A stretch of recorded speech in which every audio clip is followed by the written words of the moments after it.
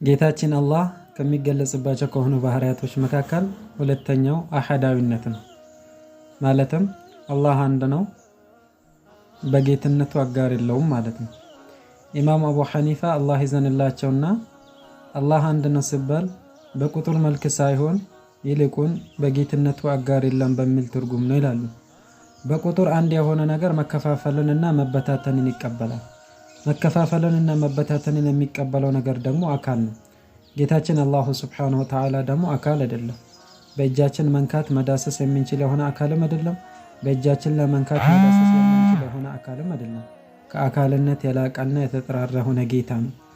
ይሁዳዎች ወደ ነቢዩ አለይሂ ሰላቱ ወሰላም ዘንድ መጥተው እስቲ የምታመልክ የሆነውን ጌታን ለኛ ግለጽልን ብለው የጠየቋቸው ጊዜ ነቢዩ ሙሐመድ ሰለላሁ ዐለይሂ ወሰለም መልስን የሰጡት በቁርአን ነው።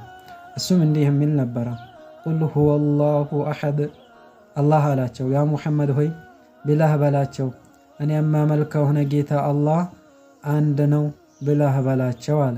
አንድነቱም አጋር የለውም በሚል ማዕና ነው። ሁለተኛ ለመኖሩ ጅማሬ የሌለ ሆነ ጌታ በሚል ባህሪ ይገለጻል። የጥንት ነዋሪው አላህ ነው። አለመኖር ያልቀደመው መታጣት ያልቀደመው ብቸኛ የሆነ ጌታ አላህ ነው። ጌታችን አላህ ከዚህ ሰዓት አንስቶ መኖር ጀመረ አይባልም። ለመኖሩ መጀመሪያ የለውም። ሶስተኛ ደግሞ ለመኖሩ መጨረሻ የለውም በሚል ባህሪ ይገለጻል። አላሁ ሱብሓነሁ ወተዓላ ለመኖሩ መጀመሪያ የለውም በሚል 3። አራተኛ ደግሞ ለመኖሩ መጨረሻ የለውም፣ ይሞታል፣ ይጠፋል አይባልም። ነገራቶችን ሳይፈጥር ያለ ነገራቶች ነበረ። ነገራቶችን ከፈጠረ በኋላ አሁንም ያለ ነገራቶች ያለ ነው። ነገራቶች ሲጠፉም ደግሞ ብቻውን ቀሪ የሆነ ጌታ እሱ አላህ ብቻና ብቻ ነው።